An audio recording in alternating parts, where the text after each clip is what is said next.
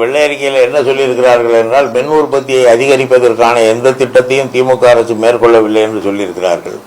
ஆனால் திமுக ஆட்சி காலம் வரை எந்த இடத்திலும் மின் தட்டுப்பாடே கிடையாது, மின்சாரம் தடைப்படவே இல்லை. அப்படி என்றால் தேவையான அளவு உற்பத்தி இருந்தால்தான் மின்தடை வராமல் இருக்கும். ஆனால் இப்பொழுது மின் தட்டுப்பாடு, மின்தடை வருகிறது, மக்கள் கலந்து போராடுகிறார்கள். நள்ளிரவிலே மக்கள் மின்சாரம் இல்லாமல், காற்று வசதி இல்லாமல் வெளியே வந்து போராடுகிறார்கள். ஆனால் அதை கேட்பதற்கு, அந்த மக்களிடம் போய் அந்த குறை கேட்டு அதை சரி செய்வதற்கு இந்த அரசாங்கம் தயாராக இல்லை. இன்றைக்கு நடக்கிற நடப்புகளுக்கு கடந்த கால ஆட்சியை குறை சொல்லுகிற ஒரே அரசாக, ஒரே அறிவார்ந்த அரசாக, புத்திசாலித்தனமான அரசாக இந்த தாவேக அரசு தான் இருக்கும் என்று நான் கருதுகிறேன். உற்பத்தி பெருக்குவதற்கு எந்த நடவடிக்கையும் எடுக்கவில்லை என்று சொன்னார்கள். நேற்றைய தினம் முதலமைச்சர் போய் மின்துறையிலே திமுக ஆட்சி காலத்திலே விண்ணப்பங்கள் கோரப்பட்டு தேர்ந்தெடுக்கப்பட்ட ஏறத்தாழ 400 பொறியாளர்களுக்கு நேற்றைய தினம் இவர் பணி ஆணை வழங்குகிறார். இந்த தேர்வு என்பது கடந்த காலத்திலே திமுக ஆட்சி காலத்திலே முடிந்து விட்டது. இதுபோன்ற திமுக அரசின் திட்டங்களுக்கு லேபிள் ஒட்டுவது போன்ற நிகழ்ச்சிகளிலே அவர்கள் இருக்கிறார்கள். அவர்கள் தகவலிலே மின் தட்டுப்பாடு திமுக ஆட்சியால் வந்தது, மின்சாரத்தை உற்பத்தியை அதிகரிக்க திமுக எந்த முயற்சியும் மேற்கொள்ளவில்லை என்று சொல்கிறார்கள். ஆனால் திமுக ஆட்சி காலத்தில் மின்வெட்டே இல்லை. இதை கூட தெரிந்து கொள்ளாமல் அவர்கள் பேசி கொண்டிருக்கிறார்கள் என்றால், இதுதான் அந்த நிதிநிலை அறிக்கையில், நிதித்துறையிலே வெள்ளை அறிக்கை சமர்ப்பிப்பார்கள், அதிலும் இதே போன்ற ஒரு ஒப்புக்கு வராத பொய்யான காரணங்களை சொன்னார்கள். அதை அறிவியலாளர்கள், நிதித்துறை வல்லுநர்கள் எல்லோரும் அதை தவறு என்று சொல்லியிருக்கிறார்கள். இப்பொழுது இது மிக வெளிப்படையாக தெரிகிறது. அந்த அளவில் இவர்கள் வெள்ளை அறிக்கை என்பது திமுகவை குறை கூறுவதற்கான ஒரு அறிக்கையாக இருக்கிறதே தவிர உண்மை நிலை என்ன என்பதை சொல்லுகிற அறிக்கையாக இல்லை. மின்சாரத்துறையில 65,000 காலி பணியிடங்கள் இருக்குன்னு சொல்லியிருக்காங்க. நேற்று 400 பேருக்கு தான் அப்பாயின்மெண்ட் ஆர்டர் கொடுத்துருக்காங்க. 400 பேருமே திமுகவால செலக்ட் பண்ணப்பட்டவங்க நீங்க சொல்றீங்க. பேலன்ஸ் இருக்க 65,000 காலி இடங்களுக்கும் ஏதாவது இல்லை. அதாவது இந்த 400 பேர் என்பது பொறியாளர்கள், மின்துறை உயர் பதவிகளுக்கு. கீழே களப்பணியாளர்கள் எண்ணிக்கை குறைவாக இருக்கிறது, 65,000 காலி இடங்கள் இருக்கிறது என்று சொல்கிறார்கள். ஆனால் களப்பணி இதுவரை மேற்கொள்ளப்பட்டு தான் வந்தது. எந்த இடத்திலும் மின் தட்டுப்பாடு ஏற்பட்டவுடன் உடனடியாக அங்கே ஆட்கள் போய் அதை சரி செய்திருக்கிறார்கள். மின்சாரம் தடையின்றி வழங்கப்பட்ட காரணத்தினால களப்பணியாளர்களுக்கு தேவையில்லாமல் இருந்தது. இப்படி இந்த அரசாங்கம் வந்த பிறகு களப்பணியாளர்கள் இருந்தால்தான் இந்த அரசாங்கம் மின்சாரமே வழங்கும் என்று நான் கருதுகிறேன். அதனாலே கேட்கிறார்கள். களப்பணியாளர்கள் ஏற்கனவே பணியாற்றி கொண்டிருந்தவர்களை காட்டிலும் மேலும் தேவை. எப்பொழுதுமே எல்லா துறைக்கும் அந்த துறை விரிவடைய பணியாளர்கள் அதிகம் பேர் தேவைப்படுவார்கள். எந்த பிரச்சனையும் திமுக ஆட்சி காலத்தில் எழவில்லை என்பதனாலே இந்த களப்பணியாளர்கள் நியமனத்தில் சற்று காலதாமதமானதே தவிர, இவர்களுக்கு வேண்டுமென்றால் இவர்கள் நியமித்துக் கொள்ளலாம், அவ்வளவுதான். 5 வருஷத்துல 238 பேர் தான் நியமனம் செஞ்சிருக்காங்க அப்படின்ற குற்றச்சாட்டை முன்வச்சிருக்காங்க. அது எப்படி குற்றச்சாட்டாகும்? பல இடங்களிலே பணியாளர் தேர்வு என்பது நடைபெற்று கொண்டிருக்கிறது. பணியாளர்கள் இல்லை, தட்டுப்பாட்டின் காரணமாக திமுக ஆட்சி காலத்தில் மின் தட்டுப்பாடு ஏற்பட்டிருந்தால் அப்பொழுது இதை குற்றச்சாட்டாக சொல்லலாம். இவர்கள் காலத்திலே தான் மின்வெட்டு ஏற்படுகிறது. எனவே இப்பொழுது இவர்கள் நியமித்து செய்து கொள்ள வேண்டியதுதான். கடந்த காலத்திலே பணியாளர்களை நியமிக்கவில்லை. எதற்கு தேவைக்கு மேல் பணியாளர்களை நியமிக்க வேண்டும்? அப்பொழுது தேவை இல்லாமல் இருந்தது, அதனாலே நியமிக்கப்படவில்லை. பொறியாளர்கள் அந்தத்திலே தேவைப்பட்டது, அதனாலே தேர்வு நடத்தினார்கள். களப்பணியாளர்களை இப்பொழுது இவர்கள் இப்பொழுதும் தேவையில்லை. நிர்வாகம் ஒழுங்காக இருந்தால் இவர்களை வைத்து நடைமுறைப்படுத்த முடியும். ஆனால் 65,000 பேர் களப்பணியாளர்களை நியமிப்பதிலே தவறும் இல்லை. ஏனென்றால் விரிவடைந்து கொண்டிருக்கிறது. ஒரு களப்பணியாளர் தன்னுடைய அலுவலகத்திலிருந்து மின் தட்டுப்பாடு ஏற்பட்ட இடத்துக்கு செல்ல வேண்டும் என்றால் சிறிது தூரம் பயணம் செய்ய வேண்டும். நிறைய பேர் இருந்தால் அருகிலேயே அவர்களை நியமித்து பணி செய்ய வைக்கலாம், அவ்வளவுதான்.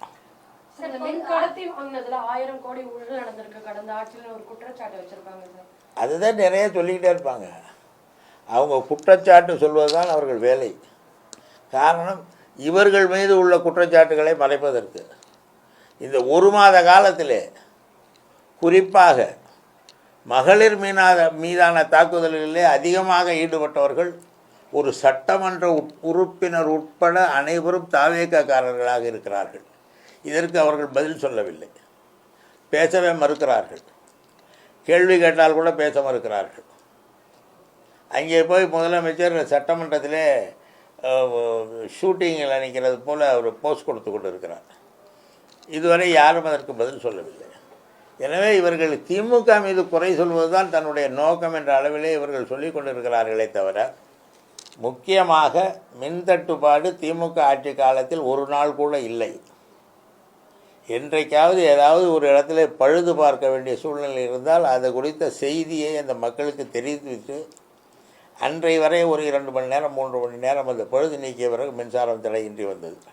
இதுதான் நடைமுறையிலே இருந்தது. மின்சார உற்பத்தி தேவை, அதை தொடர்ந்து செய்து கொண்டிருக்கிறார்கள். பல்வேறு நிலைகளிலே இப்பொழுது காற்றாலை மின்சாரமாகட்டும் அல்லது சூரிய ஒளி மின்சார சக்தி ஆகட்டும், இதையெல்லாம் கூட நிறைய நிரூபிக்கொண்டு தான் வருகிறார்கள். முதலமைச்சர் வந்துட்டு மு.க. ஸ்டாலின் ஐயாவை பத்தி சட்டசபையில பேசினதை நீங்க எப்படி சொல்றீங்க? அது அவருடைய தரத்தை காட்டுகிறது. முதலமைச்சர் எங்களுடைய தலைவர் தோற்றுவிட்டார், உலகத்திற்கே தெரியும். சட்டமன்றத்திலே அவரை தேடுகிறார் என்றால் இதை நாடகமாக அதை நடித்தும் காட்டுகிறார்.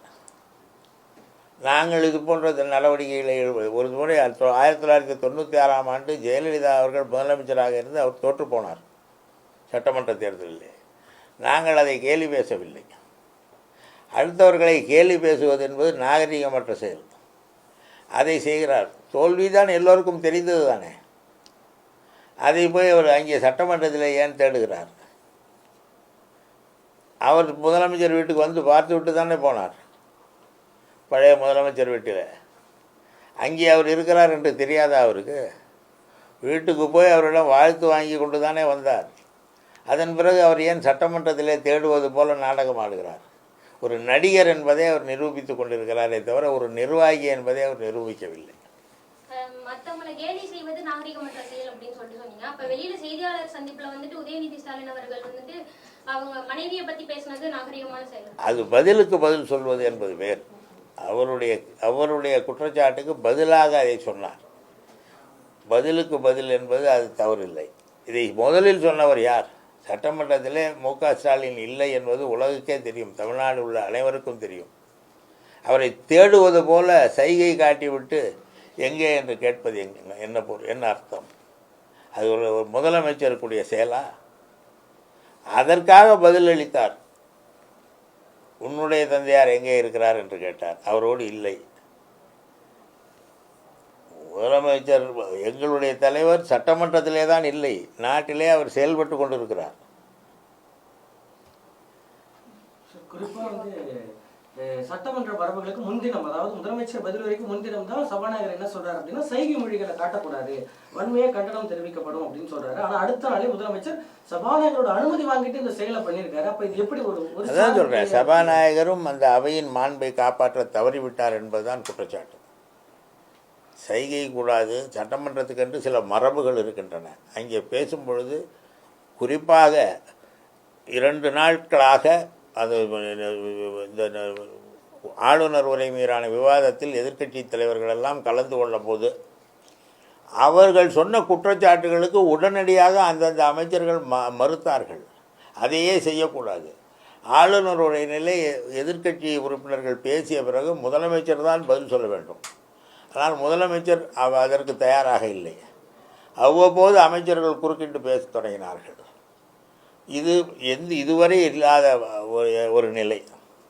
எப்பொழுதுமே ஆளுநர் உரை மீது நடைபெறுகிற விவாதத்தில் எதிர்க்கட்சிக்காரர்கள்லாம் பேசி முடித்த பிறகு ஒட்டுமொத்தமாக, காரணம் ஆளுநர் உரை என்பது ஆளுநருடைய உரை அல்ல, இந்த அரசாங்கத்தின் கொள்கை விளக்க உரை. இதற்கு பதில் சொல்ல வேண்டிய பொறுப்பு முதலமைச்சருக்கு இருக்கிறது. ஆனால் அவர் ஏதேதோ பேசினாரே தவிர அங்கே பேசப்பட்ட எதிர்க்கட்சிகளுடைய கருத்துக்களுக்கு பதிலளிக்கவே இல்லை. அவர் ஒரு புறம் கேலியாகவும் கிண்டலாகவும் பேசினார். ஆனால் அவ்வப்போது அமைச்சர்கள் எழுந்து பதிலளித்து கொண்டே இருந்தார்கள். இது என்ன மரபு என்றே எனக்கு தெரியவில்லை. இதுவரை இல்லாத ஒரு நிலை இது. முன்னாள் அமைச்சர் ஏவா வேலு இல்லத்துல வந்து இன்னைக்கு சோதனை நடந்துட்டு இருக்கு. இது எப்படி சொல்றது? அவர் துணை 11 பேர் மேல வழக்கு பதிவு செஞ்சிருக்காங்க. அதுதான் சொல்கிறேன், இதெல்லாம் திட்டமிட்டு இப்பொழுது திமுகவுக்கு எதிராக இவர்கள் பாஜக சொன்னதை கேட்பவர்கள் தானே, அதனாலே பாஜக சொல்லியிருக்கும் அதை செய்கிறார்கள். குறிப்பா வந்து என்ன சொல்றாங்க அப்படின்னா, தொடர்ச்சியா அந்த ஜென்சி மீட்ல இருக்கக்கூடிய ஒரு ஒருங்கிணைப்பாளர் அவர் மீட்ல நள்ளிரவுல போய் காவல்துறையினர் சோதனை நடத்துறாங்க. அவர் இல்லைன்னு சொல்லி கூட அத்துமீறி உள்ள நுழைஞ்சு சொல்றாங்க, குற்றச்சாட்டு வைக்கிறாங்க திமுக தரப்புல. தொடர்ச்சியா ஆளும் கட்சியினர் அதாவது திமுக கட்சியினர் மீது தொடர்ந்து தவிர்க்க அரசின் சார்பில் உள்ள காவல்துறை சார்பில் நடவடிக்கை எடுக்கப்படுது, நீங்க பாக்குறீங்களா? எடுக்கப்படவில்லை. ஒரு இளைஞர், ஜென்சி இளைஞர் தாக்கப்பட்டு அவர் மருத்துவமனையில் அனுமதிக்க சென்றபோது மருத்துவமனையிலே அவரை அனுமதிக்க மறுத்து விட்டார்கள். காவல்துறையினர் வந்து அனுமதிக்காதே என்று சொல்கிறார்கள். அந்த இளைஞரை பிறகு போராட்டம் நடத்தி மருத்துவமனையில் அனுமதிக்க வேண்டிய சூழ்நிலை சென்னையிலே பொது மருத்துவமனையிலே ஏற்பட்டது. அப்படி என்றால் இவர்கள் திட்டம் போட்டு இவர்கள் எதை பயன்படுத்தி, அந்த ஜென்சி மக்களை பயன்படுத்தி திமுகவுக்கு எதிரான பொய்யான குற்றச்சாட்டுகளை எல்லாம் சொன்னார்கள். அதற்கு பதில் சொல்லும் வகையிலே தான் இன்றைய திமுக ஆதரவு ஜென்சி இளைஞர்கள் செயல்படுகிறார்கள். அதற்கு பதில் சொன்னால் அவர்களுக்கு ஆபத்து, அவர்களை கைது செய்கிறார்கள், அவர்கள் மீது அவர்கள் உடல் காயப்பட்டு அடிபட்டு வந்தவரை காப்பாற்ற மருத்துவமனையிலே கூட அனுமதி இல்லை என்ற அளவில் மிக மோசமான மனிதத்துக்கே எதிரான அரசாக இந்த அரசாங்கம் இருக்கிறது. குறிப்பா என்ன சொல்றாங்க அப்படின்னா, மார்க்சிஸ்ட் கம்யூனிஸ்ட் செயலாளர் சொல்லியிருக்கிறாரு, முதலமைச்சருடைய மாண்பு மீறப்பட்டிருக்கு, எதிர்க்கட்சி தலைவரும் நடந்துக்கணும், 2 பேரும் மீதும் ஒரு தவறு இருக்குன்ற கோணத்துல பேசியிருக்கிறாரு. ஏன்னா ஏற்கனவே திமுக கூட்டில் அங்கம் வகிச்சு அதன் பிறகு தமிழக அமைச்சரவை அதாவது ஆதரவு தெரிவிச்சிருக்காங்க. ஸோ இந்த நிலைப்பாடுகள் எப்படி நீங்க பாருங்க? இல்லை, அது ஒன்றும் இல்லை, அவங்க சொன்னதுனால இவர் சொன்னார். அவர் இதை பேசலைன்னா இவர் இதை பேசியிருக்க போகிறதில்லை. அதனால் அவருக்கு பதில் சொன்னதாக தான் இது, அப்படி தான் அதை புரிஞ்சுக்கணும். முதல்ல வந்து கம்யூனிஸ்ட் தலைவர்கள் முதலமைச்சர் எப்படி நடந்து கொள்ள வேண்டும் என்பதை முதலில் சொல்லித்தர வேண்டும். இந்த மார்க்சிஸ்ட் அவங்களோட ட்விட்டர் பதிவுல ஒரு புடலங்காயோட புகைப்படம் வைத்து திமுக, பாஜக, அதிமுக அப்படின்னு சொல்லி போட்டு ஒரு கொள்கை புடலங்காயும் இல்லை அப்படின்ற மாதிரி ஒரு குறிப்பு வெளியிட்டிருக்காங்க. இது எப்படி பார்க்குறீங்க?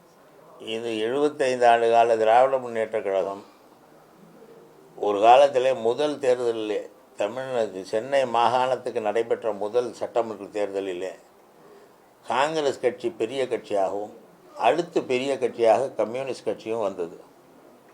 ஆனால் காலப்போக்கில் மக்கள் திராவிட முன்னேற்ற கழகத்தை ஏற்றுக்கொண்டார்கள், கம்யூனிஸ்ட் கட்சியை புறக்கணித்து விட்டார்கள். அதன் காரணமாக திமுக கழகம் ஆட்சிக்கு வந்தது.